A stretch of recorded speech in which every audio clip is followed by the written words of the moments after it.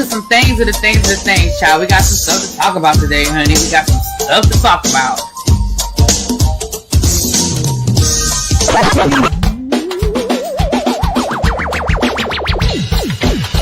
Hit that like button. If you are new here, go ahead and hit that subscribe button. We have a great time over here. You meant what you said when you said it. Really be expect, because I'll be understanding y'all sometimes. And when y'all know when I say y'all, you know I ain't talking about y'all. You know I'm talking about y'all. It's me that all these people that got something to say have been actively involved in the political process in their world. I don't believe it. You ain't gonna convince me. I know y'all love me.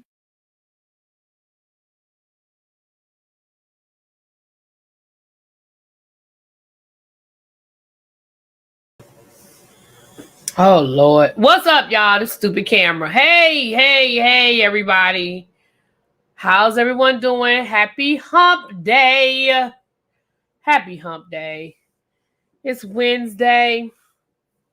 I'm one day closer to my Christmas vacation. And there we go. Yes, it is an open panel. It's really not a whole lot going on, but I wanted to come down and just say hi to everybody. So I'm gonna speak to the people, and then I'm gonna go through the church announcements. I'm gonna see what I have in my phone. Y'all know I screenshot stuff throughout the day, and then I'm gonna open up the panel. For members, you guys already have the link. The link is already posted on my my members only wall. So members will have option to the link first. And then I will drop the link in the chat for anybody to come up. So members, y'all give me about 15 minutes, okay? And then y'all can, once I get through the church announcements, if y'all want to come up, feel free to come on out. Feel free to click the link, and then I will open the panel up. And we'll be here for about an hour and a half, just shooting the shoot. Real quick church announcements. Told you guys no more cruise announcements. But for those of you, if you are not in the group chat, please reach out to me and join. I had somebody yesterday, who I knew was going on a cruise, and I didn't realize wasn't in the group chat. So please reach out to me. Hit me up on Instagram so I can make sure I add you, because that's where the majority of the conversation at this point is happening. I don't need us to keep talking about the cruise here when we know who's going, who's paid, and all that good stuff. So you can get on over in the good group chat and get all of the good stuff, all the good information. Like I said, if you're not on social media, I will make the major announcements. The next major announcement is going to be about check-in. Cruiser let us know today that they've started loading up the activities. Prior to now, you couldn't really see the different activities that were going on. If you've never been on a cruise before, there's a whole itinerary from sunrise to probably about 2 a.m. of just activities. They usually have like sunrise exercise or yoga or something like that. And they have stuff that goes on damn near 24 hours a day. So you can reserve some stuff. You have to kind of reserve a spot. Other things you could just put it on your calendar and it'll give you a reminder in the app. So like if I want to go to trivia, if they're doing like a trivia game at 3:00, I can just add it to my calendar, and at 2:45 it'll give me an alert on my phone saying trivia starting. So that gives me enough time to get there if I'm on the other side of the ship, that kind of thing. So they've started loading those activities. So you guys may want to go into your app. If you haven't downloaded the app yet, you're going to have to download the app. And you can start seeing what they're going to be doing on the ship. So there's that. I told you guys that I am doing an event here locally on January the 31st. That is the tentative date. We are doing a candle making class. So if you're in the DC, Maryland, Virginia area, or you want to drive in, it's going to be on a Saturday at 1:00. We will be doing a candle making class with essential oils. It'll be an intentional activity, sort of like instead of doing a vision board, we're doing a candle. You're going to use the essential oils that you want to be intentional about choosing. So when you burn that candle, it is releasing whatever it is that you want to release for 2026. If it's lavender for calm, they're going to do a class first and teach us what the essential oils mean and what are the best mixes, what you should or should not mix together for the best scent. And then we're going to make our candle. The candle takes 2 hours to dry. So we're going to, for those who want to, we're going to go get something to eat and then we'll pick our candles up. So it'll be a good Saturday afternoon. If you are interested, I will drop the link in the chat. We have limited seating. We only have 10 slots available, but 4 people have already paid. So well, actually 5. 5 people have already paid. So it's limited. So if you are interested, please fill out the Google form. I'm going to put that in the chat now. Fill out the Google form because that at least lets me know that you are interested. Once all the slots are filled up, I will do a waiting list. I will do a wait list because things happen and people might need to cancel. Once you have paid, it's non-refundable because it's non-refundable to me. Once I book the space, it's non-refundable. So if for whatever reason you can't go, I will reach out to people who are on the wait list to try to sell your slot. The tickets are $75. So you have until January the 9th to pay or when we're sold out, whichever happens first. So right now, like I said, we have 5 slots available. We've had 7 people fill out the link, but 5 people have already paid. So yeah, there's that. Okay. Christmas baskets. We are doing Christmas baskets as a community again. If you know somebody that is in need of, a little bit of help for Christmas dinner, I'm going to drop that link in the chat now. We have had some people fill those out. Again, if it's you, if it's a family member, if it's a coworker, if it's a neighbor, feel free to fill out that link.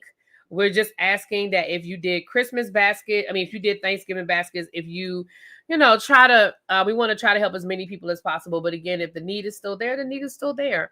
And I am accepting donations. You guys can Cash App me, Zelle me, PayPal me. I told you guys that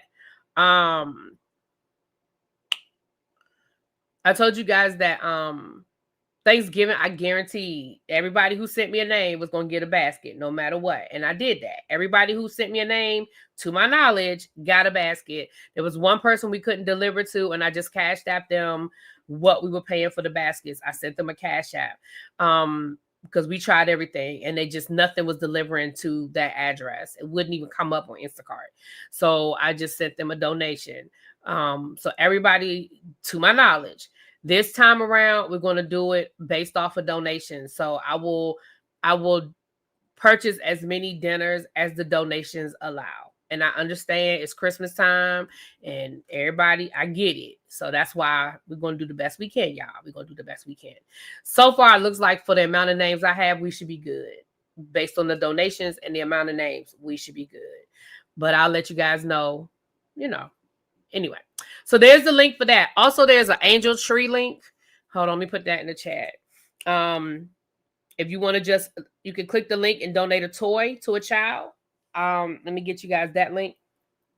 We're trying to do some things for Christmas around here, for the tribe, for the community. I keep feeling like I have to sneeze, but it's not coming out.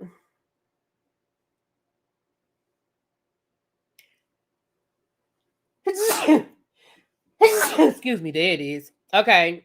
Here is the link for the angel tree. And you have until December the 21st to order. Was the cutoff December the 21st? I believe Abby said the cutoff was December the 21st to make sure that thank you, Phil, to make sure that the toy gets delivered. This is a local organization here in the DC area. Okay. So there's that. I believe those are all the church announcements, honey. Let me get this link in the chat.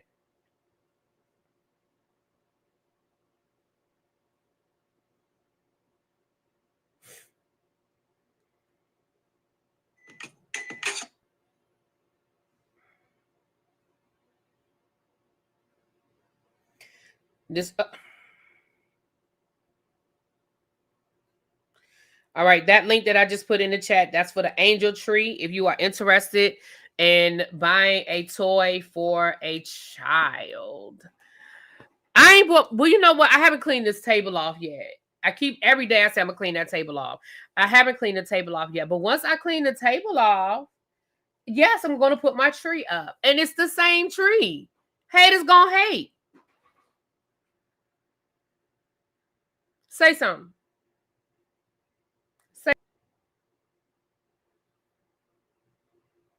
Do I think that the candle date is going to get pushed to an earlier date? Probably not. And here's the reason why, Tawanda. Because I'm going to be out of town the second weekend in June. I mean, in January, I'm going to be out of town. And then I don't know why I didn't do the third weekend, but I just figured the last weekend. Why, you going to be out of town or something good? Thank you. Thank you, Xavier. Xavier said he can't wait for the tree. Petite, hashtag petite, petite, hashtag demure. Exactly. Don't start on my tree. We're not going to be able to see that tree with your new chair. You know what? Y'all probably not. Ooh, I'm going to have to. Ooh. You right. I'm going to have to do something. I'm going to have to figure something out so y'all can see the tree. I'll figure something out. Hold on. Let me see. If I maneuver a little bit, what if I move? If I move over.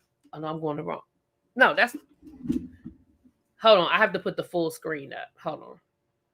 If I put the full screen up and then I maneuver over, I think y'all might be able to see it. So if I maneuver over, see, okay, see, y'all can see it right there. I just got to clean that daggone table. You see the table, I got to clean the table off. So if I just move over a little bit, y'all can see it. Yep. So I'm gonna have to, I'm gonna clean the table off. Every day I come home from work and I say I'm gonna clean that table off.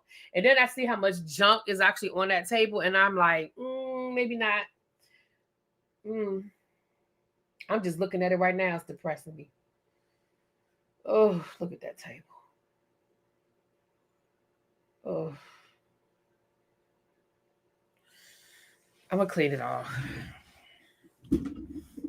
I might just put everything in a bag. I ain't gonna do that because I'll never go through that bag. I'll never go through that bag. I'm trying to declutter, y'all. I have been decluttering. I've been cleaning out that back room so it'll be in a halfway decent condition for you and Benji when y'all get here. But I've been cleaning out that back room. So I've been trying to purge. What's up, Brother Dale? What's up? Happy belated birthday to you, sir. 21 years young, right? I decluttered my bedroom. It felt great. Listen, I feel like every time I fill up a bag to either go to Goodwill or go to the trash, the sad thing is I don't see that is part of the problem. That's how you know you have too much stuff. Because I can fill up 4 bags to go to the Goodwill and I still don't feel like I done put a dent in nothing. And that's the problem. So I'm trying to declutter my life, y'all. I'm gonna clean. I have my hallway closet down here. I can't get anything else in that closet. As a matter of fact, I have 4 or 5 jackets and coats like just sitting on the back of one of the chairs in the kitchen because the closet where I'm supposed to be hanging up the coats and stuff, it's just full of shit. And I was like, it's ridiculous that I don't even hang up my coats because I don't even want to open up that closet door. I don't even know what's in that closet, but it's full. So that's actually one of the projects I said I was going to do this weekend. I was like, I got to clean that closet out.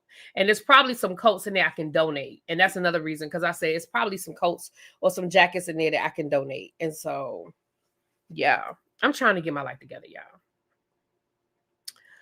It's the 10th. I'm surprised you don't have that tree up. Y'all know I don't.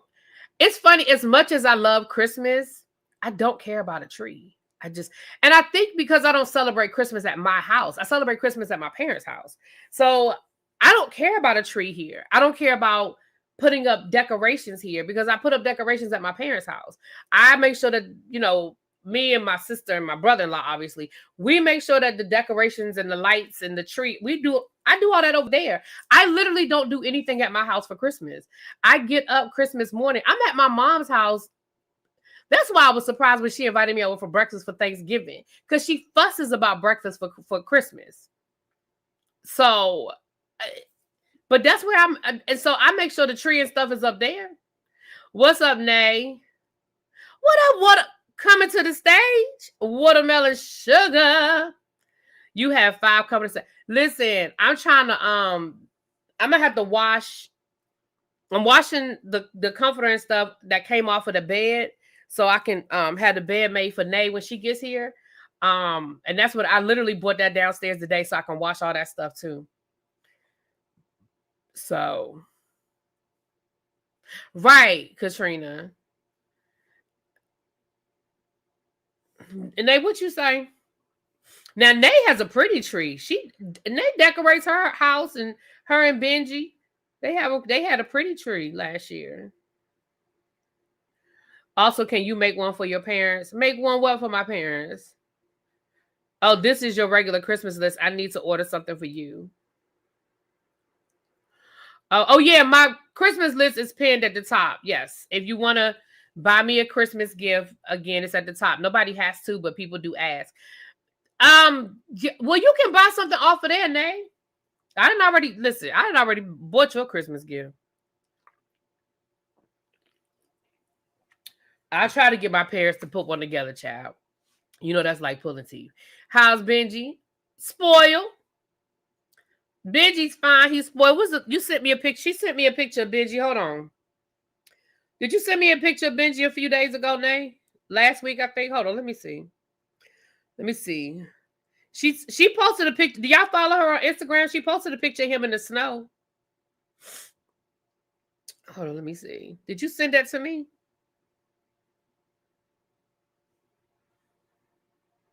Let me see here.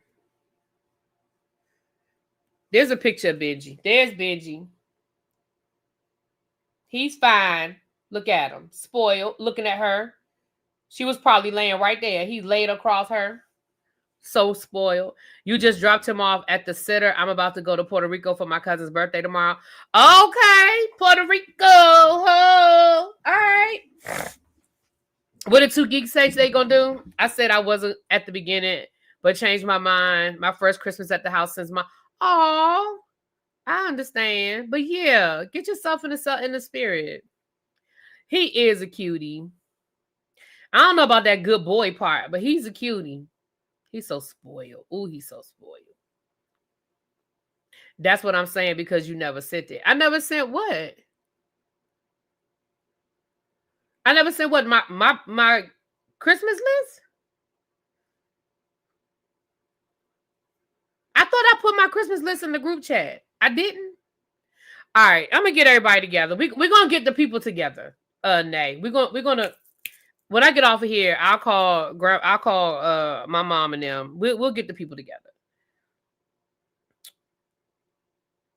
Okay. All right, you guys. If you are a member, you have the link. You can click the link if you're ready to come up. And let me go through a few things, and then I'll drop the link for everybody. Let's see here. Let me go through a few things. Y'all, for those of you that still play Monopoly Go, I know a lot of people don't play Monopoly Go anymore, but I still play Monopoly Go. They started the new card today. It's a whole Harry Potter theme, y'all. I am loving it. It's a whole Harry Potter theme on Monopoly Go. So you know I am here for the Monopoly theme. I mean for the Harry Potter theme. Yes. Mm-hmm. You play T Goody? You want to get in our group chat? We have a trading group. If you want to tell me if you want. I can't even get my words out. We have a chat. Ravine is in it. A few other people where we trade. We trade with each other. We do a pretty good job of helping each other out. Send me your name on Instagram. I'll add you. Send me a message on Instagram. I'll add you to the chat. Yeah, we do a pretty good job. We in the beginning we trade like, but once people start getting down to all they need are the gold cards. Child. Not doing Christmas this year. Kids eat and keep me broke with lists and things they have to have every day. Yeah, I understand.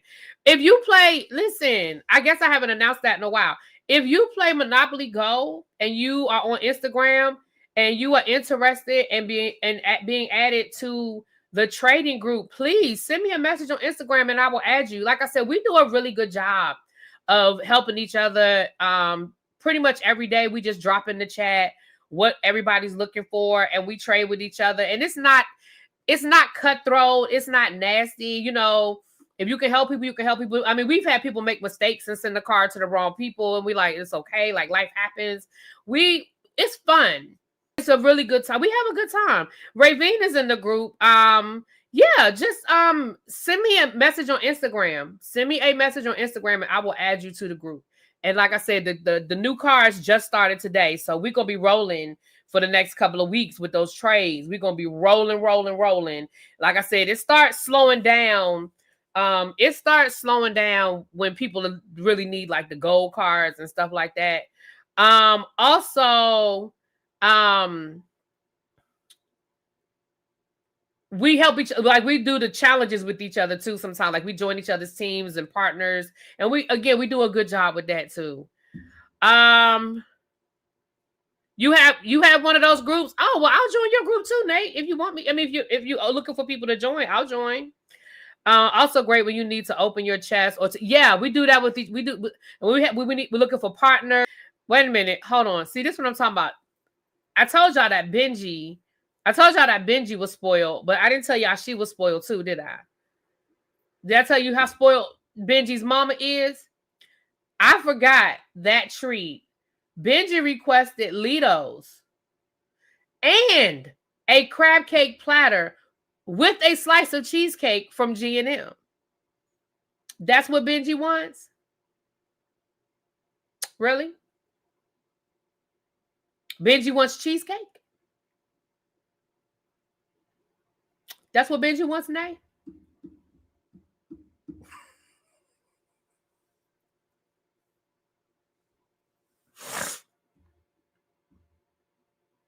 She said absolutely. That's what Benji wants. Moving right along. Moving right. Let me tell y'all something. I'm about to tell some of Janae's business. When Nay was living with me, she got COVID. And she couldn't taste anything. You know, if y'all were around that time, y'all remember when she had COVID. And she couldn't taste anything. For like 4 or 5 days, all that baby did was drink soup. And the only thing she had a craving for were Grand's biscuits. Because she said the texture, she could actually like feel the texture. But you know, she didn't have a taste for anything. When she started getting over it, it happened to be around her birthday. And she said she wanted G&M. For those who don't know, G&M is it's a seafood restaurant, but it's damn near in Baltimore. So it's about 40 to 45 minutes from my house. But that's what she wanted. But she had just gotten her taste back. I drove all the way to G&M to get her a seafood platter for her birthday, because she said that's what she wanted for her birthday. And I drove all the way out there and got it for her. And the poor baby, because I was making her stay in her room. I had her quarantined. And she was like, well, can I come downstairs and eat it? It's not quite on the harbor. It's close. It's on the outskirts. It's on the outskirts of Baltimore, but you damn near in Baltimore. Baby, I was like, you're going to eat this platter, you're going to go back to your room. I say all that to say you don't have COVID.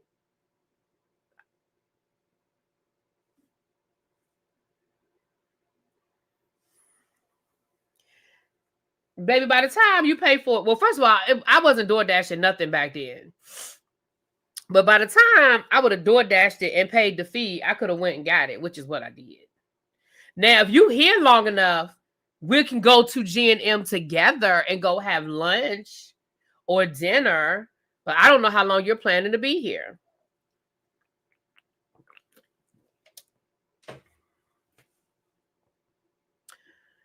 Anyway, moving right along. Yeah, it's like one floor with the bakery. Here come my boo. Back, hold on. You don't have to show me who you are. I gotta make sure this is my. Yeah, it's me. Yeah, I remember what I said, but then only members have the link, so you would have to be a member, and I don't think you would be paying a membership just to bomb, just to Hey, girl, hey. People out there, so you gotta check. I know you're right. It's still some shady. Hey, girl, hey, what's up? Nothing much. been watching this back and forth between Marlon and 50 Cent and Ja Rule. Baby, it is a mess. You never been to G&M? It's all good, but you should try it out. Those shows pretty good. I've been watching it. So here's the thing. This is how I feel about the Marlon 50 Cent thing.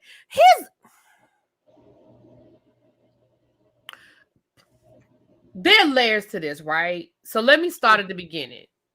The beginning of this is this. Marlon Wayans made a comment and said that he feels like 50 is kicking Diddy when he's down. And so people got on him, and and 50 was like, basically coming at Marlon, basically making it seem like he's giving Diddy a pass or whatever. So him and 50 have been trolling each other for the last 2 days. I find it somewhat entertaining. Now, on one end, Marlon is like, I'm not condoning what Diddy did, but I just have my opinion, and I have a right to have an opinion. Which I guess he does, but you do have a right to have an opinion. But I guess I feel like, once again, I just feel like we give passes to people we like, because in one of his posts, he talked about how he doesn't condone abuse because he's got, sisters, and he's got a mom, and this, and this. But you actually are, because when you're not condoning it, but what you mean kicking a man while he's down? I don't think he's down long enough based on what they just couldn't prove. Right. It's like you can hold 50 Cent accountable because he does have his own skeletons in his closet. But definitely that whole part about kicking him in while he's down gave basically a Diddy apologist. Oh damn. Katrina said, didn't we see him kick Cassie when she was down? Wow. You know what? Well now. well now. Okay. But yeah. So Marlon and his the backlash he's getting, I don't feel sorry for him because he put himself in the line of fire. Absolutely. But I also don't feel sorry for 50 because he does have his own suspect history. That's kind of where I am with it. Both his baby mamas accused him of DV. So listen, that's kind of where I am with it. I feel like Diddy, 50, for whatever reason, 50, we know that 50 is a troll. He's also a dog with a bone. He's also petty. And again, we're not going to forget the alleged behavior of how he treated the mother of his son. Like the house mysteriously burns down after he can't kick her out of the house, and mysteriously the house burns down. And I'm not saying he did it. I'm just saying it's coincidental. That's all I'm saying. Right, like Diddy and Kid Cudi is incidental. Right. It's coincidental. I'm just saying. So, I mean, it's just... What up, crazy homebody girl? Yeah, so it's just one of those things, y'all. Is it entertaining to watch? Sure. I don't have no dog in that fight either way, though, because like you said, I don't have no... I'm not giving a pass to Diddy or Marlon or 50. I think, I don't know. I just like the people basically pretending like 50 Cent is some big boogeyman, though. They like, oh, Marlon, don't go after him. He'll expose you to him. Like, dude, he's just the person who trolls on the internet for the most part. Marlon will be okay. Right. I mean, let's call a thing a thing. If Diddy had paid his videographer, that documentary doesn't get as juicy as it is. The only reason why that documentary is so, I don't want to use the word juicy, but gives so much behind the scenes stuff is because Diddy didn't pay his videographer. Diddy actually was doing his own documentary, because I see, and this goes to show the arrogance of Diddy. Diddy thought he was getting off, because the reason why that footage, people are like, how did they get footage with him and his lawyer? Because Diddy literally wanted to document. He hired for after he got charged. This wasn't a project he was working on before he got in trouble. This was something he started working on after the fact. So he literally had a videographer following him around throughout his case, because I think at the end of the day, he thought he was getting off. And when he didn't get off is when he didn't pay this man. Which was so smart, right? Right, which was so smart. Like, that's the last person you supposed to stiff. Yeah. The person who holds your secrets is not the person you don't pay. Not legally. I don't mean somebody extorting you, but legally, you owe him money. Legally. Yep. And legally, he's like, well, I own this, so here you go. There you go. There it is. There it is. Well, I'm gonna drop the link for the chat. I guess the members were like, they chilling in the, they're like, really, B, you don't drop your link. I said, I do. I very seldom drop the link, not because I don't want to, but because usually by the time I get done running my mouth, I'd have been here. I'd already been here hour and a half. But I'll hang out here for about an hour. Come on up. You do not have to show your face, but I do have to verify that you are a real person backstage, but I will not bring you up on stage showing your face. I just need to verify that you're real before I bring the people up. Oh, I know who this is. This is my boo. This my boo.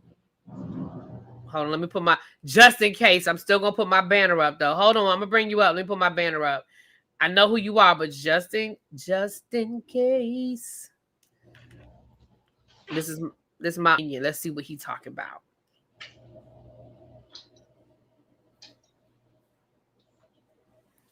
Phil. Oh, turn the camera off. Turn the camera. Okay, I got you, boo. As soon as you said unpopular opinion, I was like, is it Phil? It's Phil. Hey, boo. Hey, everybody, the one and only unpopular opinion, Phil.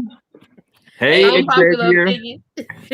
I just really came up here to say, one, really, B, I really appreciate you doing all of this stuff for charity, doing a Christmas and a Thanksgiving holiday. That's the number one. That's really amazing, and people are definitely in need. And I would definitely be donating and buying toys for the children. But I really came up here to be myself and just gloat a little bit and just acknowledge that me and Really B was on the same side this Sunday with the Real Housewives of Potomac, and how Stacey is such a liar. And then you have folks like, well, she wasn't lying. She was just protecting herself. I'm like, that lady lying and y'all can't. She's lying. Stacey's lying. She's lying. Do y'all know me and Really? When me and Really B agree, y'all better watch out. Play the lottery. You better play the number. I love Really B, but we are rarely ever on the same side. And not only did me and Really B agree on Stacey, she confirmed my stuff with Karen, whom she loves too. Baby, Merry Christmas to me. What did Apple confirm about Karen? That Karen did the same thing to Juan that Giselle did with Chris. I had forgotten about it, but you ain't lying. Listen. When you're right, you're right. And when it's somebody I like, it's somebody I like. It is. And y'all know I'm equal opportunity. I like Karen. That don't mean I think she's infallible and perfect, because she's not. Yeah, I was so happy, Really B. You just don't know. You just set my little heart on fire on Sunday. But the one thing I wanted to talk about in pop culture, it may be something local to DC, but the whole Airbnb scandal with the woman in Northeast, did you see that, Really B, on the local news? To be fair, I've only seen the headline. I have not actually. Lady who won't leave? Yeah. Yes. I've only seen the headline. So they were talking about the lady won't leave, the woman's Airbnb, the lady shut down, the utilities and X, Y, and Z. But what came out today was that the lady owes several properties thousands of dollars all over the city. And she talking about she own a nonprofit and she a government contractor. I said, ma'am, you may want to keep yourself clear from those things. Because as Really B said with Jamie, DC is very different. The DMV area, you got to keep your name clear. And then if your name ain't clear, you got to know the right people to get in those spaces. Like Cookie. Or you could just use an alias like Pam Oliver.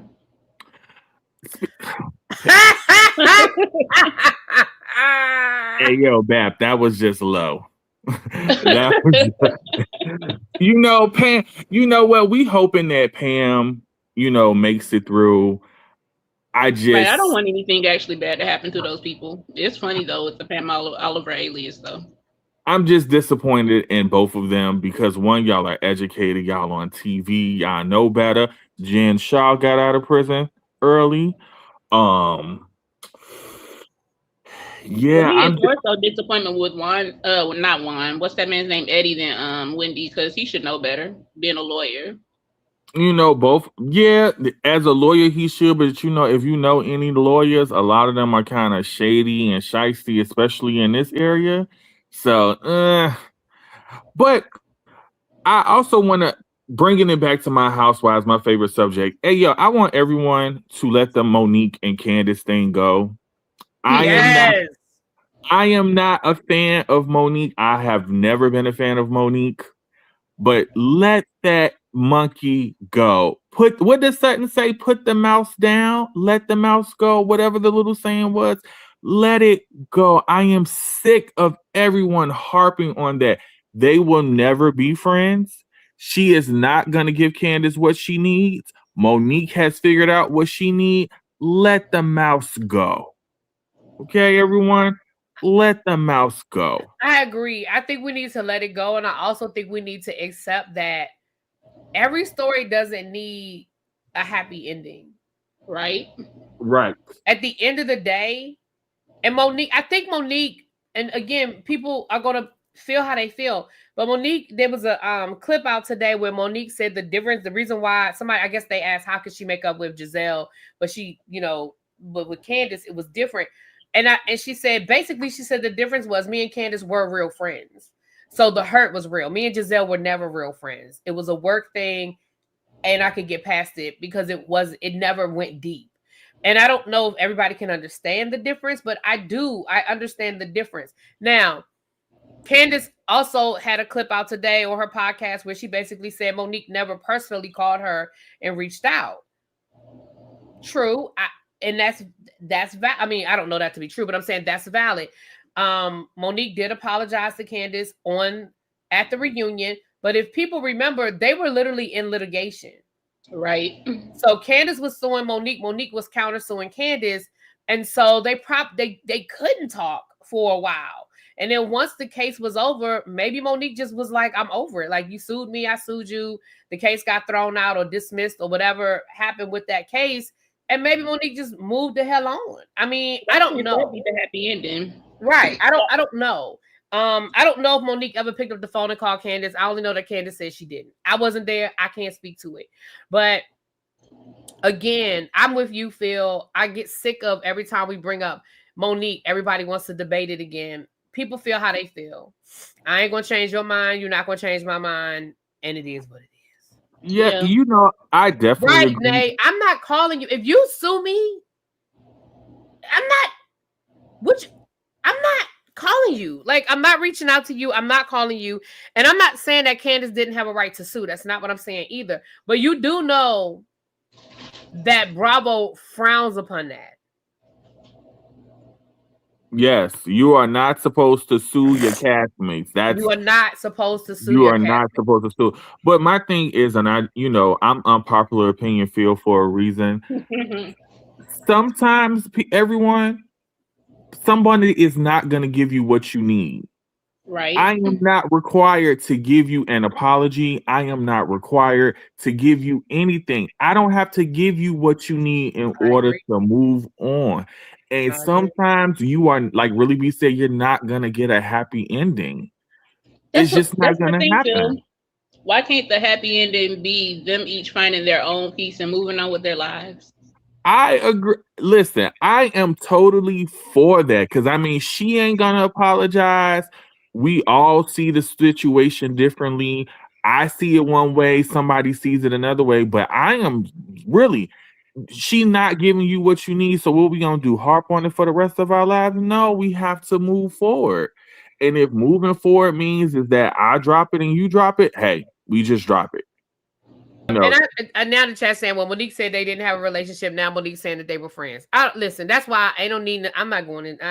But that's her. That may be her feelings, and that's maybe how she feels about the situation. And Candace may look at it differently. You can't put on your feelings on someone else. Me and Really B disagree all the time, and we still keep it moving. I mean, y'all see us on the panel on Monday night. We disagree about stuff, and we might debate for 20 minutes, and we will and be like, all right, then. And it's funny because we actually said that the other day backstage. It wasn't. Was it? It wasn't this Monday. It was last Monday because Scotty was there. But we talked about that. How I'm sorry, I just heard a noise outside. We talked about that, about how we can really debate. I think it was because we had that debate about the Monique and Candace situation. We had the debate, and we're gonna disagree, and we're gonna move the hell on, because at the end of the day, like, it don't matter. And I just think that everybody wants to litigate. They want to keep litigating what happened. It does not change. Like this, like my opinion on it is never going. Nobody's ever going to change my mind. I don't even think if talking to Candace or Monique personally would change my mind at this point. I feel how I feel, and it's just like a lot of stuff, storylines. There's certain things that I don't know. I can't. Let me ask y'all. Can y'all think of any reality storyline that was as toxic as this? Like, that divided the fan base to the level that this season 5 of the Real Housewives of Potomac? Phaedra and Candy. No, we all hated Phaedra. No, we all were. But there were people blaming Candy, though. There were people blaming Candy. This one is kind of split down the middle. Like, it's really split down the middle. And, I have always been Team Candace on this. And I'm reading Too Feisty's comment. We can't measure her growth. We cannot measure Monique's growth. That's not for us. We can judge her. But if she says she's grown and moved forward, we just got to take her word for it, because we don't really know her. No, I don't think nothing has really divided a fan base, as much. You're right, really, B. And, everyone sits on different sides, and they have different feelings on how they saw that situation. And I mean, just because we disagree on something, it doesn't make us mortal enemies. And I think that's what everyone needs to remember. I keep bringing me and Really B. We rarely disagree. I'm always saying something like, here come Phil. I don't agree with that. I'm sitting here listening to Really B. I don't agree with that at all. And I'm typing my life away. But that doesn't make us mortal enemies. We can be adults and not see the same things the same way. And we just don't see the things the same way. And they don't either. Basketball wise with OG, you right, Xavier. That did have a whole nasty split. Because baby, y'all, when I say y'all, I mean them basketball wise fans, they wore me out. And I still feel how I feel, and y'all ain't gonna change my mind about that. Y'all can call me all the colorists y'all want. Y'all can call me all the gorillas y'all want. Oh, them fans got nasty with me, baby. And guess what? I still ain't changed my mind. Mm-hmm. You know what? Okay, I'm gonna say something, and y'all gonna get mad at me, and they're gonna take me Really B. Everything y'all say is colorist is not colorist. It's just really because people just don't like each other for certain reasons. Do I see some colorism in some things? Yes. But I just want to point out this, and it's going to cause controversy. I'm sorry, Really B. Y'all only see colorism with people y'all don't like. If it's a dark-skinned woman versus a light-skinned woman, and y'all don't like that woman, y'all do not see it. And my prime example of that, and people gonna say this because I'm a fan, Tisha and Miss Wanda from Love and Marriage Huntsville. I have seen the nastiest colorist things said about those women. Let me verify. Hold on. I'm sorry. Go ahead, Phil. I'm gonna bring her up. I'm just gonna put the Oh no, that's the problem. I have seen. Okay, go ahead. Turn your camera. Okay. I have seen the nastiest things said about Miss Wanda and Letitia, and nobody says the colorism word against those women because y'all don't like them. They never said it when it was Melody, who's light skinned. I never saw nobody saying it was colorism when it was Melody. When Melody and Tisha would go at it, I never saw nobody calling Melody a colorist. I didn't see it. And y'all, happened. I can't say it never happened. I never saw it. I never saw it. Nobody dropped down in my chat and said it. Nobody left no comments and said it. I never heard it. Nobody ever said it. And then y'all said, oh, Marceau wanted that lighter skinned woman, Melody, over his dark skinned woman, wife, Letitia. No one has ever said it. So sometimes, and I would say it with the Real Housewives of Potomac, I don't think it was a colorist. And I feel like they just sunned Candace because Candace came up with 30 as a 30-some-year-old woman with 50-year-old and 40-year-old women saying my mom does X, Y, and Z, my mom, they're gonna little girl you. That's what they're gonna do because they're mothers themselves. They're looking at you like a little girl. Like you keep saying your mama did something, but that colorism thing, y'all really need to be careful, and y'all need to don't come on somebody's channel page or something being nasty towards them. What y'all being disrespectful for? That is the wildest thing ever. You ain't gotta like them. Just stay off their page. You stick with you and your crew. Don't come on Really B's channel calling her names because she don't agree with y'all. That's weird. A reality TV show at that. Yeah, I mean, even now people say nasty stuff, child. It's like, can you find a way to, like, here's the thing, you can disagree with me all day long, that's fine. But can you find a way to disagree without, making personal attacks? Because that's crazy. That's the part I don't get. It's how people get so invested to it's a TV show, whether it's supposed to be reality or not. We do not know these people in real life. Like, it's exciting to be able to have, joking banter about it. But some of these people, they are really, really nuts to the point, it's their sister that's going through the divorce, or I see it on some of the channels and it's just ridiculous. And then sometimes you have some of the content creators that get the beef. And I'm like, is this YouTube or Facebook? Well, listen, I said that about the whole, and I'm not getting into a love and marriage Huntsville thing, but I said that about the whole thing with Melody. I said the reason why a lot, not everybody, so Mellow meters don't come after me, but the reason why a lot of those fans were so rabid fans for Melody is because they saw their selves and their situation and what Melody was dealing with. They saw their cheating ass husband, their narcissistic ex-husband, baby daddy, and they wanted to see Melody win. And that's where a lot of that dying fan base came from. Fan base came from, is because they identified themselves in what Melody was going through. And when they saw, and they wanted to see Melody win. And when Melody was winning or won, it was like a personal victory for them. That's my opinion. Which that was fine, but they just did too much with it. My problem was everybody wasn't Melody's enemy, and Melody wasn't perfect, and Melody didn't do everything right. Melody made mistakes. Melody did shit to people. She wasn't a perfect person, and that's what. And like you said, it goes back to that whole everybody is not. Melody can still have been victimized by her ex-husband, but that doesn't mean that everybody on the show was victimizing Melody. And that's what it turned into. It seemed like everything, no matter what somebody did, it was Melody. They was coming in, they so jealous of Melody. Everybody is not jealous of Melody. It's that weird. It's like there's this extreme level of parasocial relationship that comes with some of these reality TV shows with some people. And it gets to be unhealthy. It's a really unhealthy attachment. Yeah. And so that's why it got to the point where Love and Marriage Huntsville wasn't even, and y'all know I had stopped for a while. It wasn't even fun to review anymore because it was like the minute I could review a whole show, I could do a 20-minute rant on Kimmy. The minute I said anything, I could have said, well, I ain't like that outfit Melody had on in this scene. Lord, it was like the flying monkeys descended from the sky and just started spamming my chat. I'm like, damn, I cannot like the girl outfit. I cannot like how she did her hair. I cannot like it was like, damn, you can't say nothing about this woman. Yeah, I just feel like, and that's how I felt about the real life. Right, and that's how I felt about the OG thing. It's like I can agree that there were things that weren't right done to OG, but I can also feel like OG wasn't not. It's kind of what I said about Candace. Monique was wrong for putting her hands on Candace. Full stop. And I have said that a million times. But what I have also said is, for me, Candace was an unsympathetic victim, and that's how I felt about OG.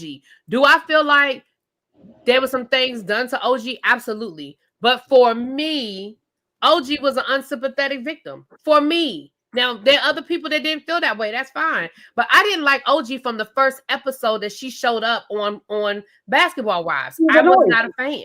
And it didn't change. I didn't care how bad say Evelyn. something. I didn't care how horrible of a person Evelyn was.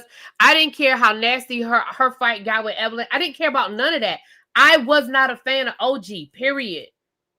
I am Team Candace in this situation with Monique because I feel Monique should have never put her hands on it. But if you look at the breakdown of their beef, it's really Candace's fault.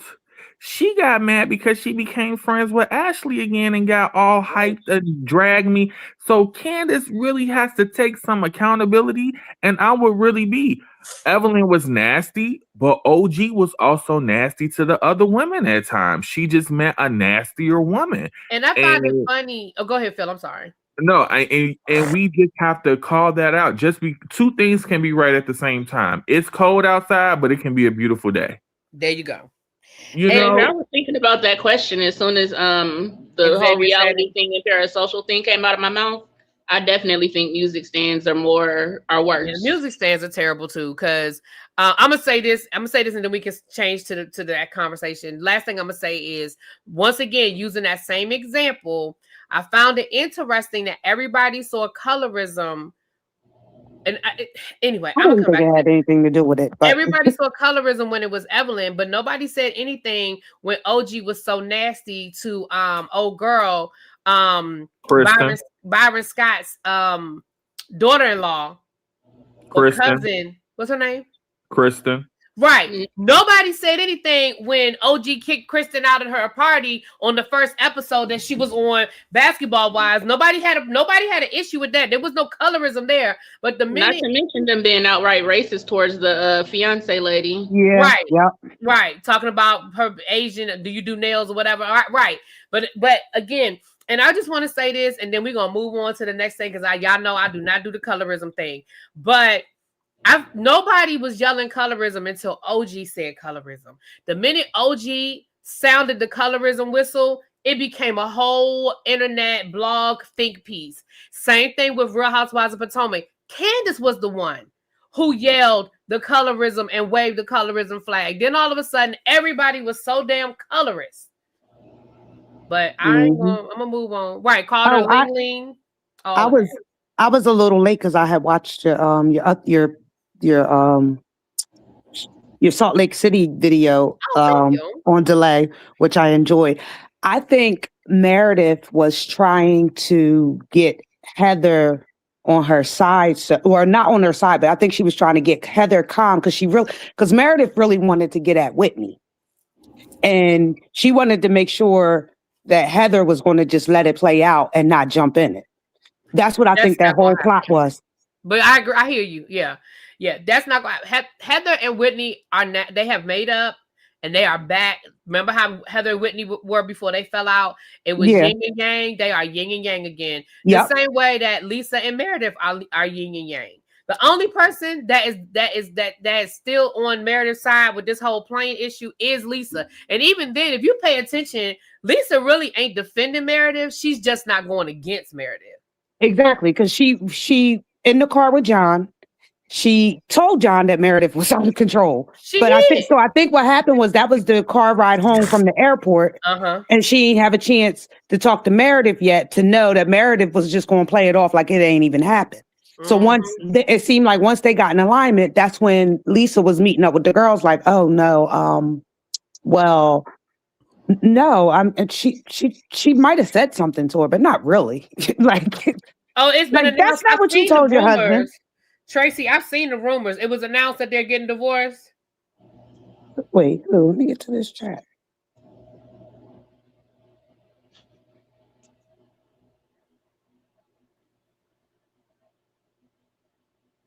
Oh. She done ran through that old man's money. Child. Now she got her own sexy out. I saw the rumors that they were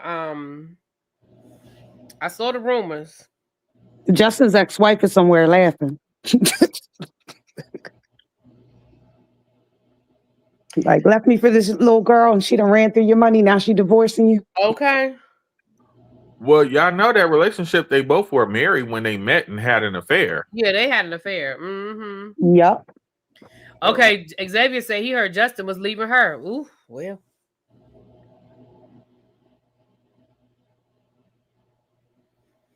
This is so weird, y'all. I'm sorry. Y'all know I'm catching this is weird. And I guess it's just spam. I don't know. But y'all know I'm catching a train. Next weekend I'm going to New York. I'm riding the train. And I got an email today I'm riding with Amtrak. I got an email today. The first email said that there was a schedule change to my upcoming trip. And then the second email said that my train had been canceled, right? So I was like, canceled? And they was like, you can reschedule it, yada, yada, yada. So I called Amtrak because they were like, oh, you can do it from the app, blah, blah, blah. But I called Amtrak because I was like, I need to understand, it's 2 tickets. What are we going to do? I called Amtrak. Well, first I went on the app, and the app thing, like, I can still see my tickets in the app.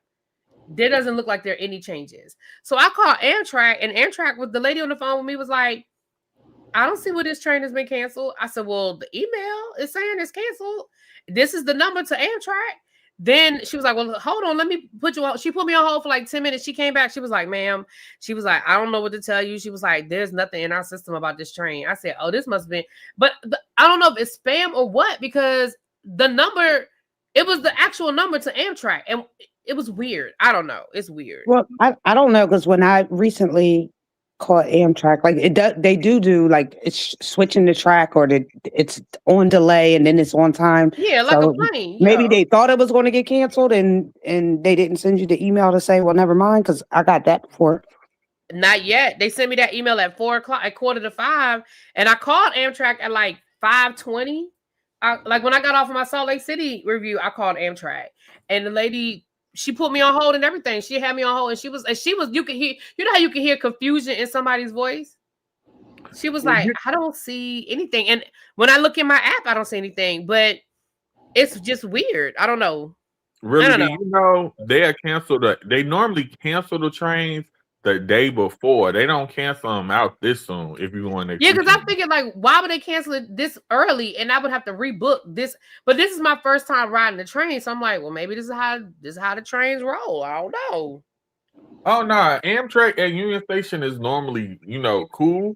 But like if they're normally delayed, not canceled. But look, I just went into the app. My ticket is still showing. It's not showing canceled. It's not showing delayed. Yeah, my return trip is right here. I don't know. I'll just keep checking. It does sound suspect, but again, the number in the email was Amtrak's number. It was actually the number to Amtrak. So I don't know. It's weird. But again, I'll just keep checking. I have another really unpopular opinion, and y'all are gonna kill me for this one. Okay. Candy needs to pay Todd some money, and I'm sorry, if Candy's career takes her on the road and tour, should he not have custody of the children? So let me ask you a question. Let's start with the first statement you made. Why do you think that Candy needs to pay Todd some money? Because she needs to, whatever they've built together as a couple, he is owed a percentage. If we ain't going about a prenup, hold on, let me finish. Oh, okay, my bad. All right, my bad. Now, if that prenup is what it's supposed to be, and it's people saying it's not, some people saying it is. If that prenup ironclad, Todd, you get what you get, and you don't pitch a fit. Now, if it's not, do he deserve something? I would say yes. But if he signed a prenup, he should get whatever's in that prenup.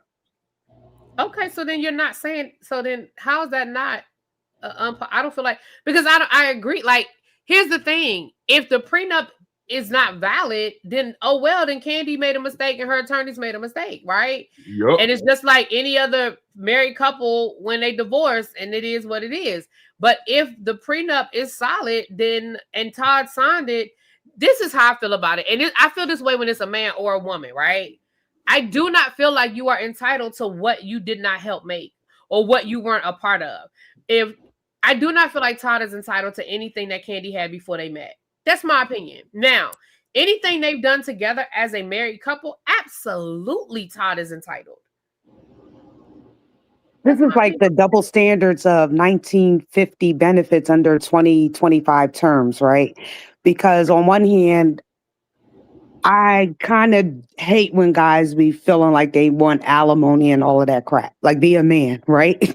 But it's like but I also contradict myself because I kind of do agree, because if the roles was changed, was on the other side, if it was the woman that wasn't making as much, then yeah, she should get alimony. So it's like I kind of feel like I personally have a double standard with it. Because I don't feel as though no man, quote unquote, should be cool with, getting a check cut from his ex-woman. Why not? Hey, can you hear me? I can hear you. Okay. I just want, all right. Yep. Hey, girl. Hey, I'll wait till it sounds like someone else was jumping in, so I'll wait. Okay. Go ahead, Phil. Finish what you were saying, and then I'll let I was thinking, like, if a man marries a woman who's highly successful and he assists her in building what she already had, why wouldn't he deserve some of it if it's not a prenup? That doesn't make him less than a man, because I'm sorry, marriage is a business. And if you don't, I tell every woman I know, marriage is a business. Protect you and your assets in your best interest. And I tell men the same thing: protect you and your assets in your best interest. If a man helps elevate a woman to the next level, he deserves some of that money when that marriage ends. The same for a woman. If she helps that man elevate, she deserves something. If they don't have a right, that's what Quake is saying, and I agree. I agree 100%. And I'm sorry to say, one last thing, really, B. I'm sorry to say, Candy, Mary, and Todd did help elevate her. Not to say Candy needed much help, but that marriage and those ideas, Candy and the gang, old lady gang, all of that was a product of that marriage. And if that prenup ain't ironclad, she gonna have to pay. They built together, so he should get a portion of it. I feel like it's that simple. I agree. Now let's talk about the custody thing. I don't know. I was going to say now. Can you give us some clarity on this custody thing you talking about? Can you give us clarity on that? So with the custody thing, Candy tours on the road. She's gonna be in Broadway. If she's on the road, should he not be the primary custodial parent? Why? So any full-time working mom. I need some help with. That's the part I need help with, because I'm looking at it like if it's a woman and the man is an athlete and the man is always traveling because he's on the road. Candy is an entertainer. She's always touring with Escape. She's doing this show in Broadway. She has other things. Should he not be the primary custodial parent? I need help. I'm not a parent, so I need y'all to help me with that one. Travel with their children all the time. I don't see why Candy. As moms, we know how to schedule it. Right. I'm sure Candy has a nanny. I'm sure she's going to get an Airbnb in New York or rent an apartment while she's in New York doing Broadway. She's probably going to either homeschool the kids or they have a nanny. I'm not saying that I'm not saying he should be awarded primary custody, but if they work it out, I mean, that's fine. But I don't think that Candy being a working mom, because again, you set the precedent from that point, right? Now you're saying, because this is kind of the same thing that people were saying about Cardi, about, oh, well, Cardi, when is she going to have time for her kids? And And Cardi was like, I'm a good ass mom. What are you talking about? Like, I spend time with my kids. I make sure my kids this, and that. Like, I don't believe, like, I don't feel like one is equal to the other. No, and that's a good point, because I guess I'm just a little confused on, do people not remember how old Kayla was when he first came on the show? So if we are in agreement with that, then who was raising Kayla while he was running around on every trip with Candy? And then Candy was also, Riley was young at that point. Did Ty give a damn at that point about who Riley was with? Okay, you can turn your camera off, Xavier. I got you, babe. That was his stepchild then too. So now all of a sudden, Candy is this busy woman who cannot have her kids. I'm confused, and that's for me what gives manipulative with him. He is very much so a manipulator. Now, see, I got a question. Why is he a manipulator? Because go ahead. I'm sorry. That's the part I don't get when I hear people call him an opportunist and a manipulator. Mm-hmm. I don't see that. I just see him as they're getting a divorce, because we don't know the details as to why they're getting a divorce. Well, I just spelled that out for you. I just spelled it out for you. Was Kandi all of these things prior to this? She already had a child, and so did he. So did he see her because essentially that's what he's saying. She's unfit to essentially have her kids based on her schedule. But was she these things then when he met her and he was running around with her on every other cash trip? Not even every other, it was every cash trip. So I'm again, that is really effed up. And I also believe, say what people say about Kandi, but there are so many people in the industry, off and on, even people who not in the industry, that have said when they've come across Kandi, she gonna show love, she gonna try to give you resources. And I believe because Todd knows that, he plays on her heartstrings. Because he knows deep down she's not that. He knows deep down she's gonna try to save face before she, in my opinion, before she really, chooses to drag him or chooses not to give him what he wants. And I think that is really manipulative to be like, oh yeah, Kandi, girl, do your thing. But last week you were just asking for full custody. I think he only asked for child support. Exactly. So again, very much so manipulative, because when he had a child, she was already doing all of these things and he didn't see a problem with it then. So the unpopular opinion feeling me, things change when we're divorcing, right? So I'm not looking at you the same way. But do we say this about men, this same type of edit? Saying like, oh, she was with him on the road and she was doing X, Y, and Z when he was traveling on the road.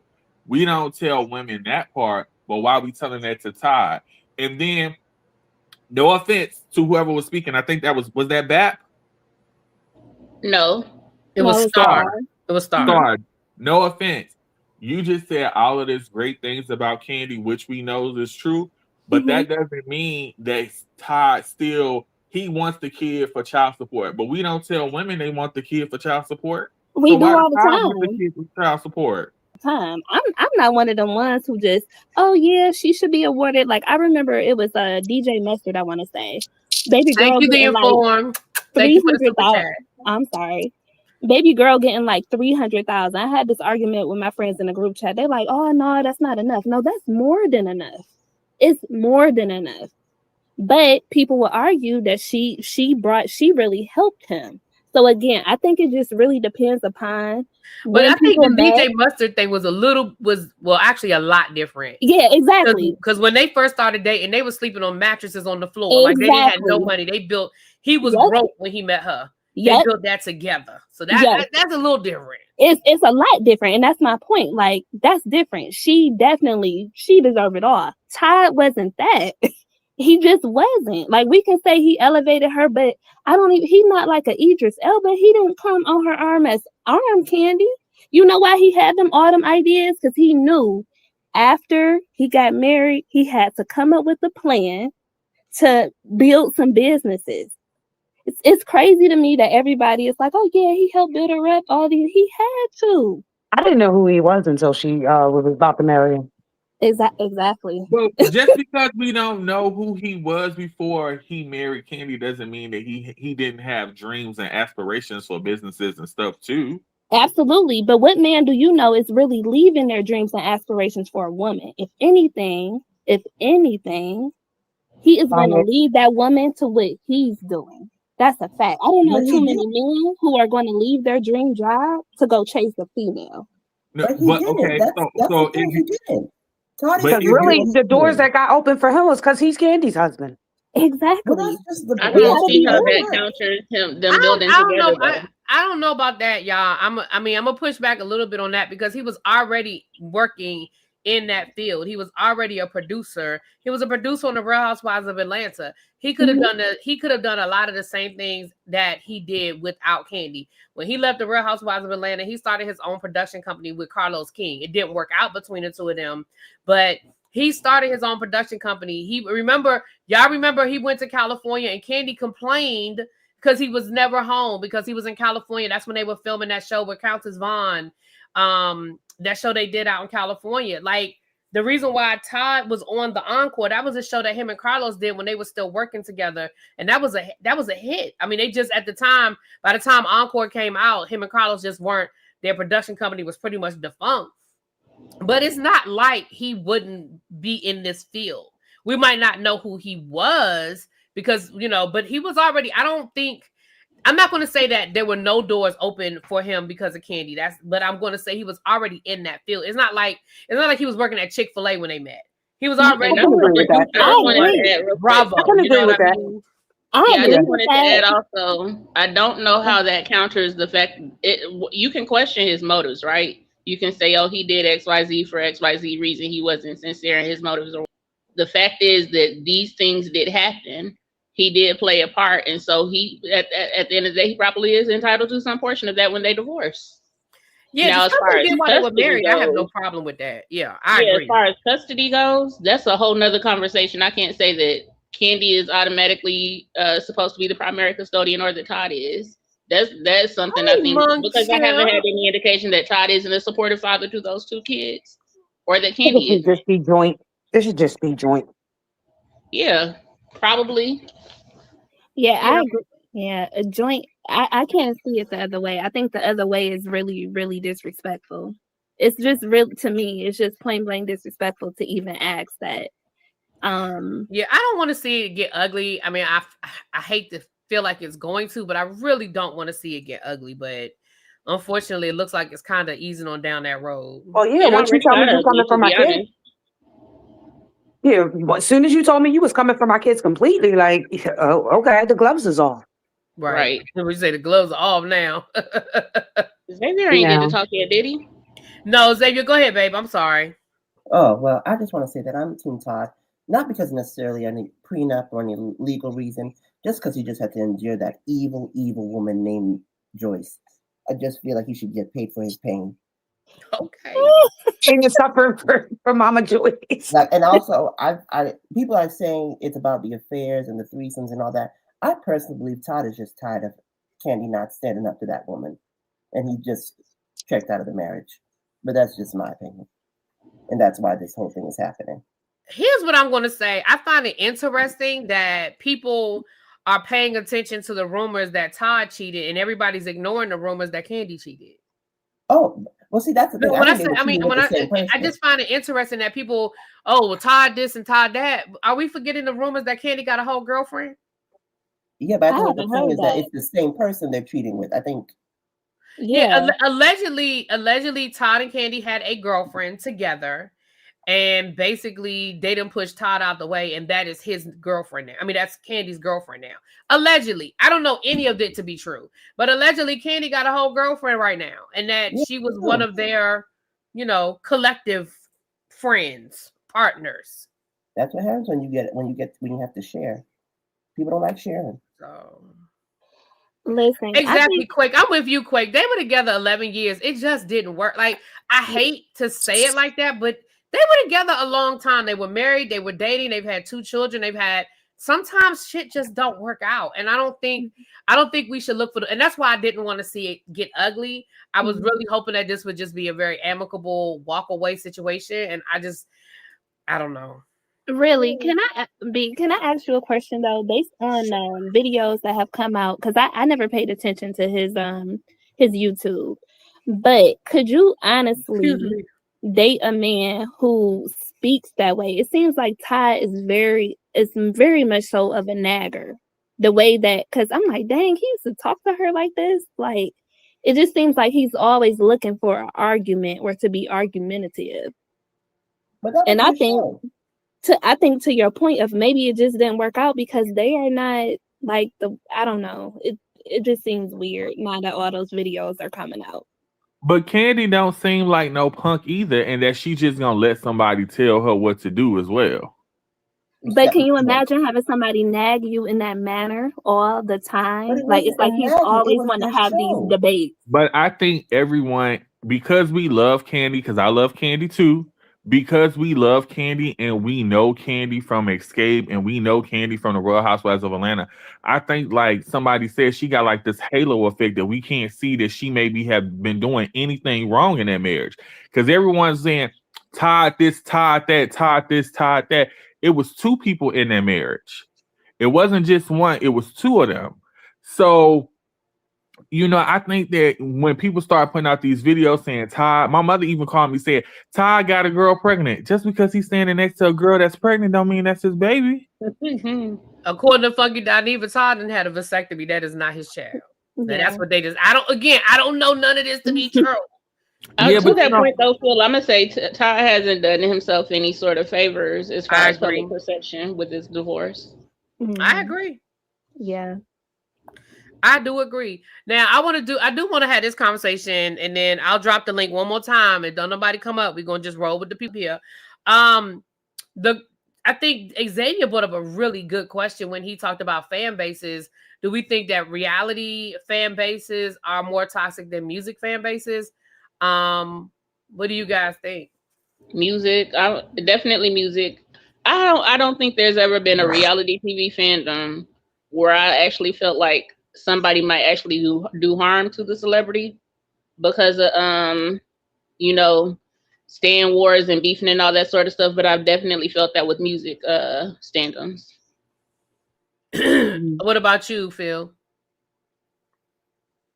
I say they're even because I felt like it was getting very dangerous with the Love and Marriage Huntsville fan base.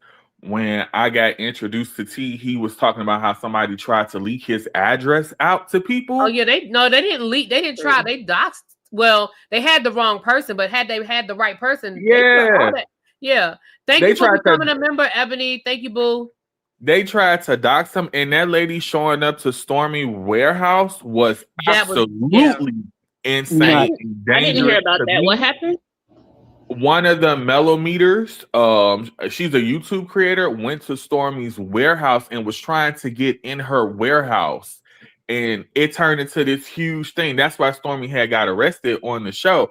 Like, I think it's and press charges against her. Like, how you gonna come to my job and press charges against me? Right. I think it's an even split with the fan bases. Like, even that video, that it's a meme now of like that. She looks like she may be British. She's African, and she's British. And she was like, "Make this a whole dark-skinned woman's show.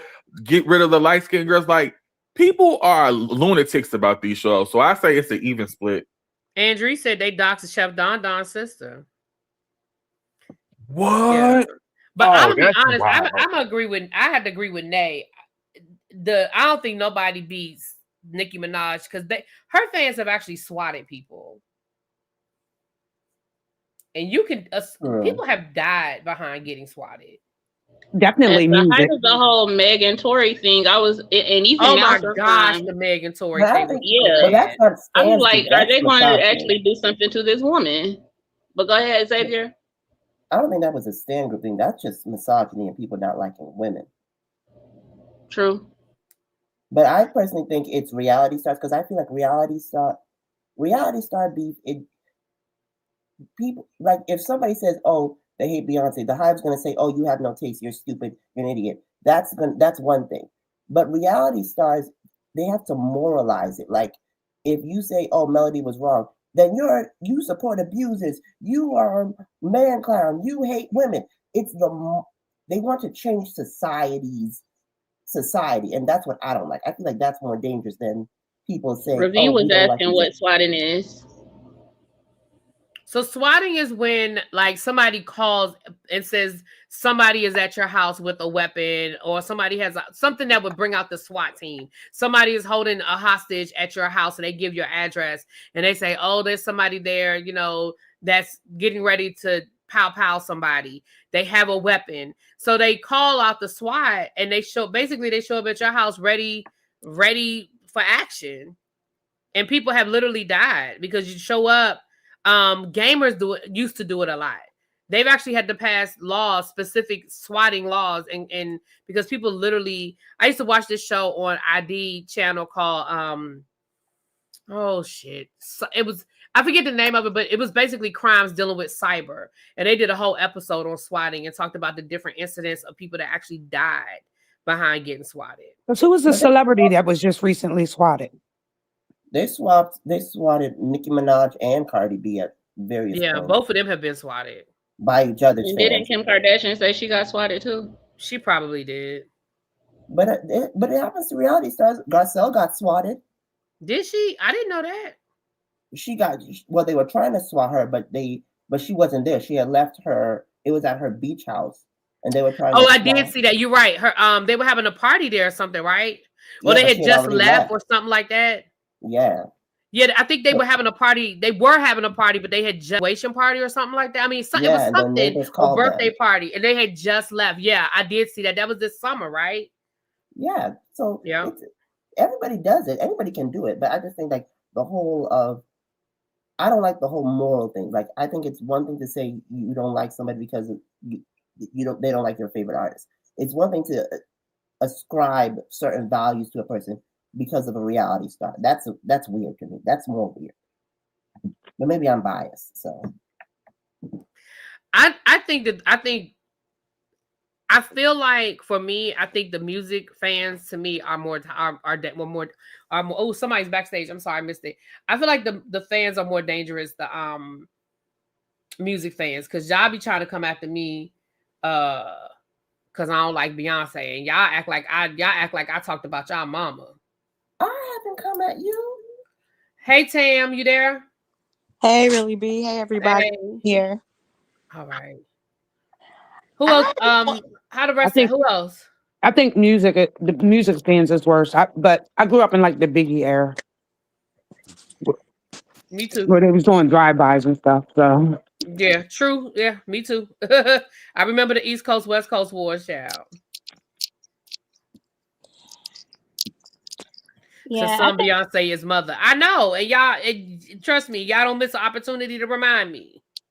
Yeah, I think the music fans, because to your point, like I like Beyonce music, but all of that beehiving and I'm nobody. I'm a grown woman. So I'm not that fanned out ever. Like it's just never that serious, and people really be up crying about these folks, like you say, trying to swat these folks, really want to fist fight you, argue with you. It's like it's never that serious. Like you gotta love yourself more than that. Like this is another human being who cares literally nothing about you. And so yeah, I think the music fans just get really totally out of whack, and it's really obsessive, like a lot of obsessive behaviors. I agree. Hey, look at Miss Toby. Hey, Miss Toby. Hey, Miss Toby. Sorry, I gotta say hi every time I see her. Oh, you got to. Yeah. That's Toby. That's the fam. That's the fam. I feel you guys again and again. I don't run into that like. It's just like an internet thing. Like the minute, like even if I have a story to talk about Beyonce, I'll be like, all right, here we go. Same thing with Nicki Minaj. And again, I'm not even that deep into it, but yeah, some of these stands have definitely, and let's not even get into like the people like the DJ academics of the world. Like, sir. That's a whole different thing. That's misogyny. That's not stand-up. That's misogyny. But you do have celebrity musicians who have actually lost their lives to their fans, and so Selena. That's what John Lennon. Yeah. Mm-hmm. Can I jump in and say something? Sure, go ahead. It's an open panel. Honestly, I actually agree with everything Phil has said. And I've been watching. See, Phil, you got a friend. And I see you guys disagree all the time, and I usually always agree with you, Really B. Like I don't usually agree with Phil, but I'm like everything he said up here, I agree. Starting with the whole Todd thing, like he gets a bad rep, but I don't see where he's ever really deserved it. It's like Mama Joyce started that narrative about him, and it just stuck. Everybody ran with it, but I've never seen where he's done anything to deserve that bad rep. And if the roles were reversed, I don't think there would be any conversation about, what he's entitled to or should the kids be with him.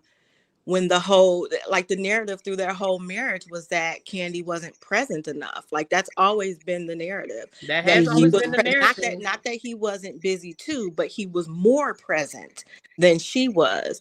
And I don't understand why it would make more sense for the kids to primarily be with Candy and a nanny when they could just simply be with their other parent instead of nanny. Like, to me, that makes more sense.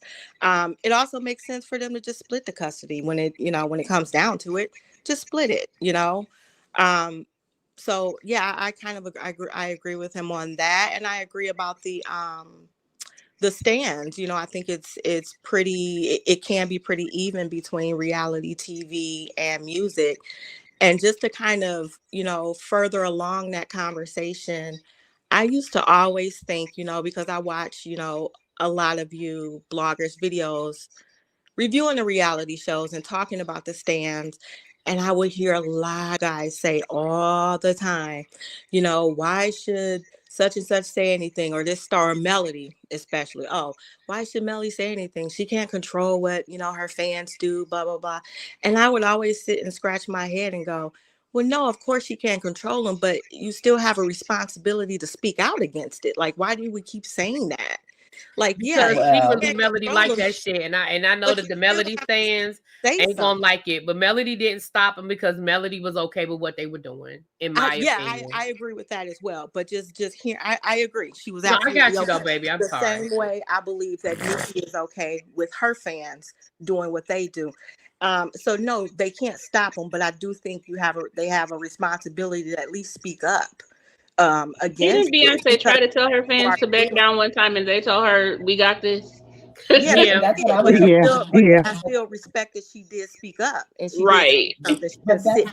Was that the Becky situation? I remember that. I think so. I think it was the whole Becky with the good hair thing. Yeah, she didn't sit back and pretend like down, but we didn't ignore her. Like it was. Yeah, I don't disagree with you at all, Tim. I think that they probably should speak out more. Just these people are kind of crazy. Mm-hmm. You got people out here doing things or intentionally trying to harm other people in whatever way on your behalf. The least you can do is say something. No, you can't stop them. You can't make them do anything, but you also don't have to pretend like you don't see it either. Right. Now, Tim, I got a question for you though. You said something about Joyce starting like everything, but Joyce was not let's be clear, Joyce was not the only one who had the same thoughts about Todd, like at all. Who else? Tell me who else had, because I'm just saying I don't remember. I'm saying I don't remember. I remember her having conversations with Carmen. Don Juan definitely spoke out about it. Riley a little bit in the beginning before Joyce kind of like put it in her head. It was an episode where Riley was saying something about it. I want to say it was a few other ladies on the cast. So can we? But Joyce was not the only one. So can I throw? And I hear you. And because everybody can't be. That's how I think about stuff. Like everybody just not wrong. Like, so, you know what I mean? Let me say this. Let me throw a different perspective. Let me do a different perspective. I hear you, and you're right. Now I do remember that a lot of people had a problem with it. Mm-hmm. Could it be though that people's apprehension might have had something to do with Candy being a bad judge of character in general? Because let's look at her track history. Riley's dad, Jermaine Dupri, the other guy she was dating that had 10 kids. Like, Candy didn't always have the best judge of character in general. I agree with you. So I'm wondering if that was a low-key charade of the conversation. Yep. She's definitely a low-key charade, and I feel like because she's the bag, everybody felt the need to try to protect that. Because to your point, she does not listen. I don't disagree with that at all. Candy a little slow when it comes to the men, and I think her mother. I think, in all fairness, I got a son. In all fairness, I think I would want that advice from my mom. I don't think Joyce was wrong when she said meet and be with somebody on your level. Period. And Mama Joyce was protecting her bag, because let's not forget who was paying Mama Joyce's bills. Yes, but I don't think nothing wrong with that. I would love to take care of my parents. Like, I don't think there's anything wrong with that until you try to interfere with my life. Like, if I'm paying your bills, let me pay your bills in peace. You know what I'm saying? But would you rather your parents to not speak out and have an opinion versus you just go through a whole bunch of BS? You drop the seed. You drop the seed, and then you back up. So you mention it, you address it, but then you leave it be, and you have to allow your child the option to listen to you immediately or to go down that experience being the best teacher route. But once you continuously say it, it sounds like you're selling it, and they'll shut down and they won't listen. And go ahead. When you got millions of dollars on the line. Yeah. Go ahead. What you were saying, Xavier. I'm sorry because everybody was kind of talking at the same time. Go ahead and say your part. Joyce went too far. She lied on Todd. She lied about him and the whole Carmen thing. Like she did lie. The whole scene at the thing, and then the whole smooth-footed heifer thing. Like that went beyond protection. That was just nasty and rude. And called that man's mama whore on national television. And called his mama a hoe. And there's a clip that's going around on social media of how she was talking about Kayla at the wedding. Mama Joyce was nasty and rude. Yeah, and it don't matter to me what people were apprehensive about or how they felt about him. Tell me what he did. Tell me what he did to deserve to still 13 now, including when they got together, of what he did to this day to really deserve the kind of rep that he's getting. I get Candy is like a favorite. Like everybody loves Candy. I get that. But even if Todd didn't have a production company, if he worked a 9 to 5, so what? That doesn't make his contribution being active in his marriage or being present for his kids any less valuable. So what if he didn't have more money than her? Like I said, this wouldn't even be this big of a conversation if Todd was the one who had the money and Candy was the one who didn't. I'm not saying that it's right or wrong. I'm just saying like none of us really know. And I just don't see where this is so deserved. That's all. I mean, maybe he is a piece of crap. I'm just saying if he is, we don't really know. Because I think it all depends on as a woman what type of principles you stand on. Like a lot of people stands on the old school morals where the man is the provider. And so again, for me, it was the whole him fully like really said. Yes, he had a production company. He had all of these things going on. But I cannot foresee a man coming into a woman's life and leaving his dreams. You know what I mean? Leaving what he has. But that's what I'm saying. He didn't leave his dream though. He did. He said it multiple times that he left things on the line to be with her. But he left Bravo. He left a job. Right, I don't see a man leaving a job for no woman. I don't see it. People do it. Can I interject for a hot second? They do it all the time, but it's more beneficial. Sometimes it's more beneficial. You gotta one at a time though, because I can't hear nobody. I'm about to say, who was that that just said? Can I talk? I'm sorry. Phil, it was me, Phil. Okay, go ahead, Phil. I'm sorry, y'all. Yeah, I'm gonna let everybody say their piece, but let me go around the room. Go ahead, Phil. I agreed. I think that was Tam, who agrees with me. I appreciate that, Tam. Love you too, boo. All the apprehensions everyone had about Todd was about money. It was nothing about his character. His character was never put into question. We've never heard him being physically, emotionally, verbally abusive towards Candy. So everyone's apprehensions was he didn't have the money Candy had. If he had the same money Candy had, we would have never had any of those conversations. So it was more about finances. Mm-hmm. And as far as a man, like when we start talking about like men coming for women and X, Y, and Z, to me, it's hard because it's like you want men to evolve, but yet you still want them to stay in those 1950s style places. Because if we gonna stay in the 1950s style places, like some of those dudes were abusive. They had children and families. And the wife never knew about that type of stuff. So if a man did want to support his wife, and we did see Todd support his wife, when he was on them cash trips, those were Bravo cash trips for the Real Housewives for Candy. When we saw him film, that was for Candy. When we saw their family stories and stuff, that was for Candy and things like that. So he was sacrificing. But now when he says, well, I sacrificed myself, I'm wrong for asking for something.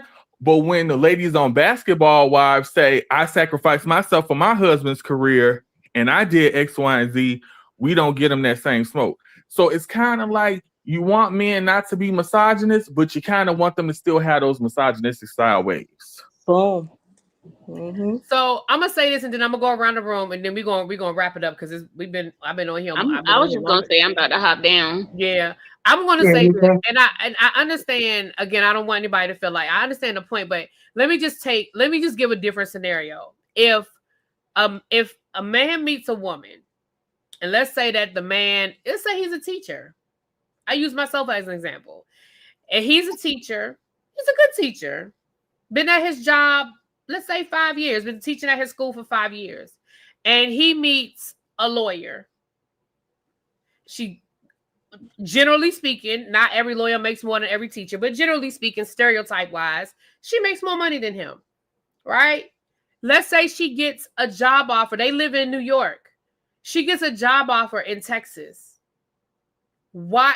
I don't think it's crazy to think that a man who's a teacher would quit his job to move with his wife, who's an attorney who makes more money than him, who has more earning potential than him, that's moving for a better job opportunity. Because I'm going to speak as a teacher. Baby, I can get a job anywhere. I can teach anywhere in the United States.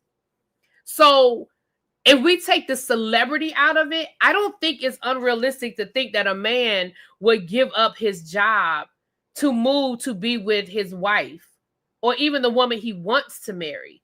I just don't think that's unrealistic. I don't think that's an unrealistic thing to think.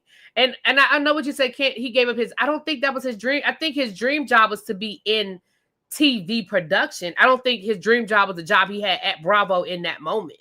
And he took that and he turned it into his own production company that became pretty successful. I mean, it didn't blow the roof off or nothing, but he made some money. I don't know. I'm gonna go around. I'm gonna start with Star. I'm gonna go backwards. I'm gonna start with Star, and then I'll let everybody say their final thoughts because we've been on here almost 2 hours.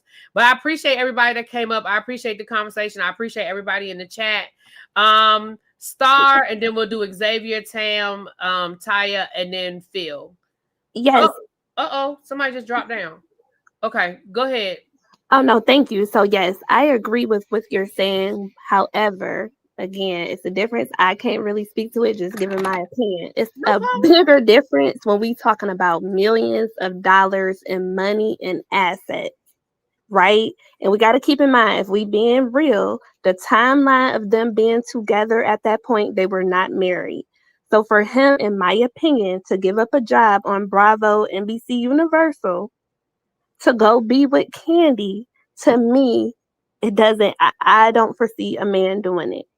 Now, the example you gave, yes, that's very much so realistic. 2 doctors, move to Texas or wherever to, go be together or whatever the case may be. One may have to stay at home, be the stay-at-home mom, stay at home. Yes, but we're talking about millions of dollars. You know what I mean? So it's a totally different ball game. And again, I think it was Phil. You said who? But who you say we're talking about millions of dollars? Who's millions of dollars? Candy. So because of okay, all right. I'm just trying. I'm just trying to understand what you're saying. He don't have millions. I mean, he probably has it now, but I'm talking about when he met. And this is one thing, and I'm gonna leave it here. Okay. We really forget that Todd was behind the scenes. 2 things. Todd was really behind the scenes. He saw who had what and who did not. He made several comments on how Marlo was behind the scenes doing X, Y, and Z to get on. So he had full insight. But we also seen the video where Todd said he wanted Portia. Todd ain't no fool. He seen that Candy really had it. He seen, like how you said, really be, she a little more gullible. She don't make the best decisions. And I honestly feel he made his next move his best move. Okay. Point blank and period. Okay. No problem. Yeah. Hey, I got you, babe. I got you. Yeah, I hear you. And again, also remember the option, Todd had to either quit or break up with Candy. Like that was the difference too. He couldn't keep working. He had to quit his job or break up with Candy. Those were the 2 options. Oh, Star's on mute now. Okay. No, and I agree. So again, to my point, who leaving millions of dollars on the table, whether it's a man or a female? I agree. If it was a female, she doing the same thing. Again, Ty made his next move his best move. Okay. So you think this was a con the whole time? You think this was just a long con? Yes, because when I look at it, looking back on old clips, it does not really seem Todd was really into her. He came in off rip trying to be the Bogart of everything. Her businesses, Don Juan and them, he came in trying to run everything. And so looking back at it from older, because at this time, of course, I was younger, but now I'm looking at it, I'm like, ugh, Todd was, I don't know if I could have dealt with all that. Not how honestly, I don't even think we would be here if Candy would have just never married him. He would have stayed along to get along. And I think at that level, to Joyce's point, she shouldn't have married him. So if Candy had never, when you said we wouldn't be here if Candy had, they had divorced. They wouldn't be a divorce if they had never got married. And that's my point. I'm saying I think that they would still be together because. Oh, you think they would still be like boyfriend and girlfriend? Yeah. At the end of the day, he's not leaving. He's not leaving. Come on.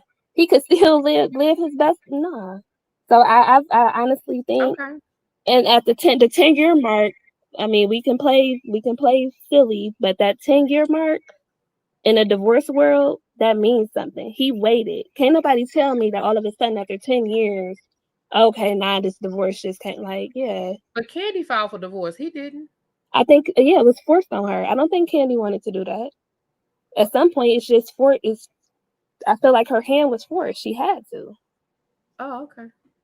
But okay, listen, I'm just trying to understand, baby. I don't want you to think. I'm just trying to understand what you're saying. I know. I've been up here. I know me and you have our love. I've been up here. I haven't been up here in a long time, but I know, boo. I just think that, looking back at it, I don't think really you wouldn't deal with no man like Todd. Not the way he was talking. I don't know Todd. I don't know Todd. I know. No, I know you don't know him, but I know what I've seen on a TV show, and I know what we've seen in interviews and stuff. I don't know if I would deal with a person like Todd because I don't know him.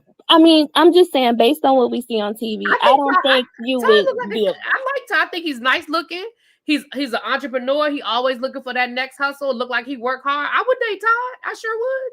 You would deal with somebody nagging like that all day, being argumentative all day? I don't see what you see. So I don't see what you see. I'm just saying in these clips, like these clips that have come out. That's all I'm saying. But again, those are clips from 24 hours out of a day.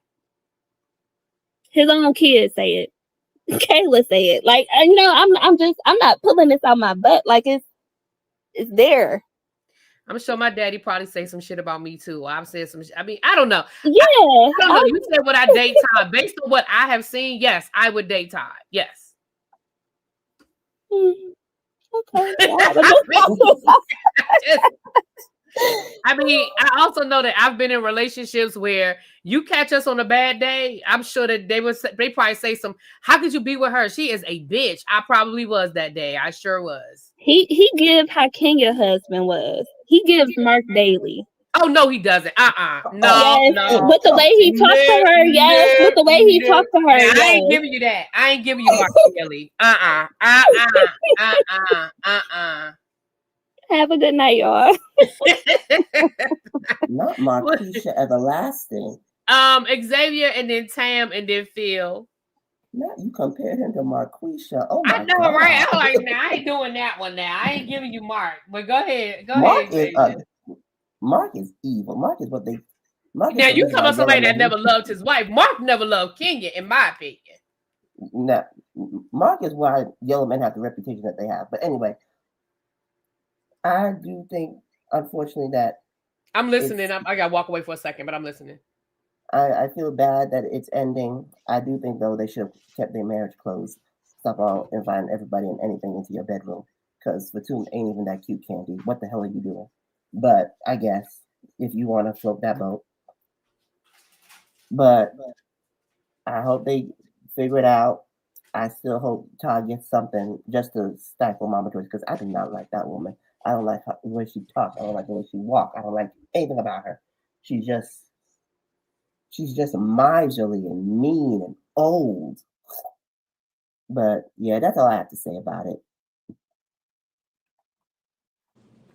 Okay, Mama Joyce. All right, Tam, what's up, boo? I'm laughing. I'm immediately just hearing Kendrick in my head. He like, I don't like the way that she walk, the way that she talk. That's hilarious. But I think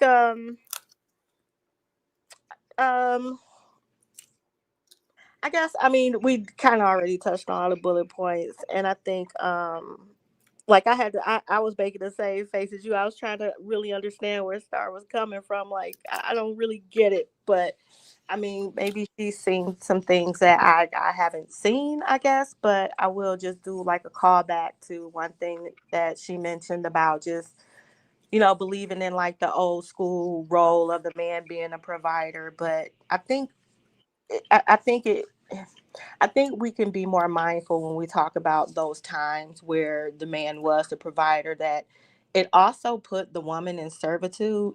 Okay, so when we talk about those old school roles, if you pick one, then the other is going to come with it. You know what I mean? And if you believe it, I just personally don't believe in anybody being in servitude anymore. And just this day and age, that does not work. That doesn't work anymore. We're just not in an economy or in a world that's going to allow that anyway.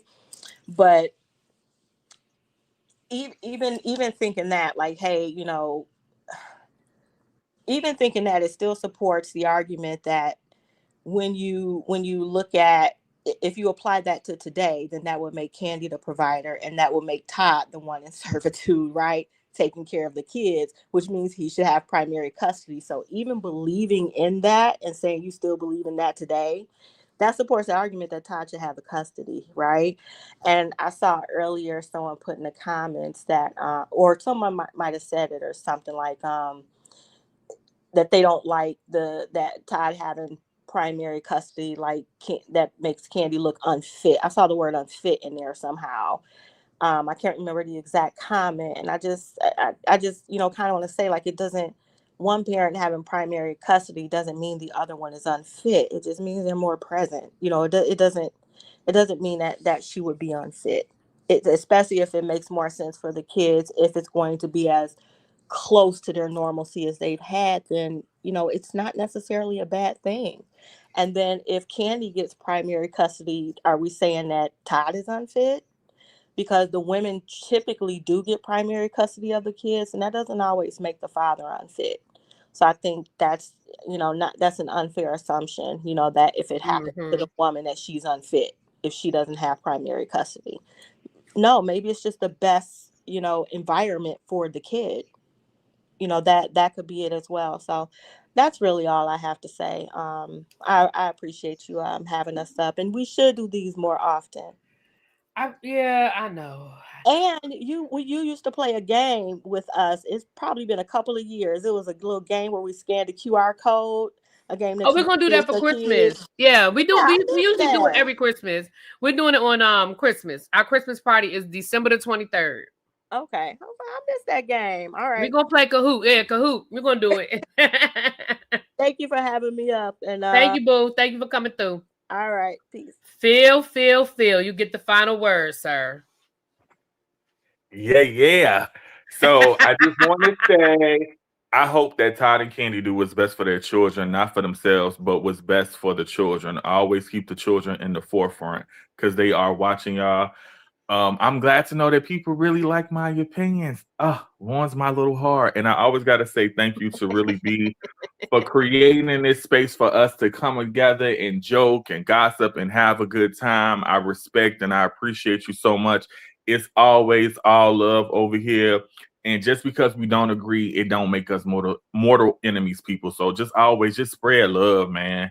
That's what it's all about. All of this is just fun. This YouTube community really was there for me in a dark time. And I just really love and enjoy interacting with everybody. So just spread love, man. Spread love. But that's a great way to end this. Y'all, I will see y'all tomorrow. We got the Real Housewives of Beverly Hills. And if any, big news pops off, y'all know we'll be here to talk about it. Other than that, I am going to go. I thought I had eaten dinner, but I'm getting hungry again. I'm going to have to go find me something to munch on before I go to bed. And I will talk to y'all later. Mwah! Peace.